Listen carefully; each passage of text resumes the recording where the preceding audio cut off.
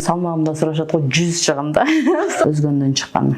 Таза кыргыз. Мен өзүм эркек окшоп бир да көйнөк кийбей чоңойгом. Апам колунан ала качып кеткен. Эч ким жаныма кире албайт. Келгенин сабамчы. Мен балдар менен жүрөт элем. Классташтарым делечи, кыздар менен жүрбөйт элем, тил табышпайт элем алар менен. Мушташканбыз, урушканбыз. Дайыма эле уруп коёр элем аны. Эми баары бир кыз-кыздай эле болуп чоңойгону жакшы деп ойлойм да. Назиктиги менен. Социалдык баракчаларга чыгып баштагандан кийин эки ай жолу түштүңүздөр. Не берейинби? Эми алгылайм, тип алгыла дейм кыздар тураса.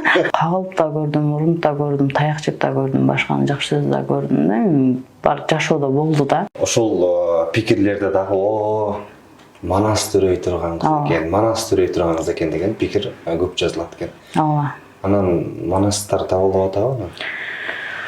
Манастар азыр манастар бар экенин ишенбейм негизи. Өзүм айтам, ошол кезде мен манастарым бар дейм, төрөп койгон манастарды деп айтам. Эми жашоодочу мындай кагылып да көрдүм, уруп да көрдүм, таяк жеп да көрдүм, башканы жакшы сөз да көрдүм да. Бар жашоодо болду да.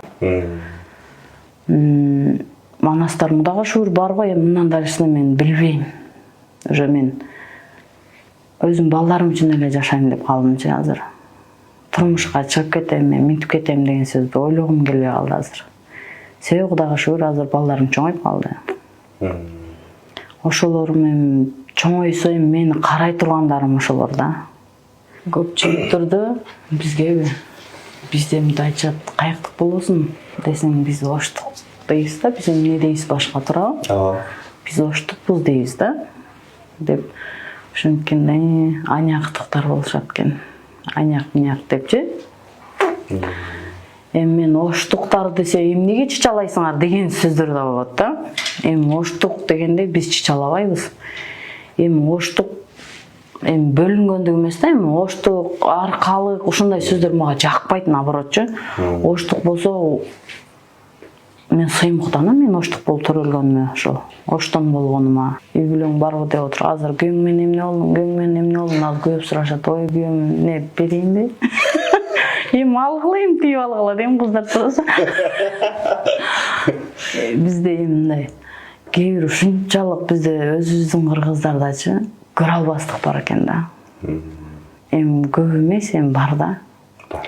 Ооба, ушунчалык мындай көрө албайчы, өзү интернетте отурат, өзүчү мындай бети түшөт да, анда ТикТокко тартат, сүрөтү менен, видеосу менен коюшат дагы, өздөрүн карабай туруп кантип бирөөнү сындайт, мисалы да. Бала чакасынын видеосун киргизип коет, сүрөттөрүн киргизип коет. Сүйлөйүн десең, ошо бала чакалары бар да, сүрөттө жаман сүйлөп алайын десеңчи. Анан мен бетиме бирөө келдим деп, сен неге мындайсың, неге сен билей бересиң деген сөз мага бере албайт дагы да. Бере алган эмес. Берсин, мен алдыма келип берсин. Бере албайт ошол суроо.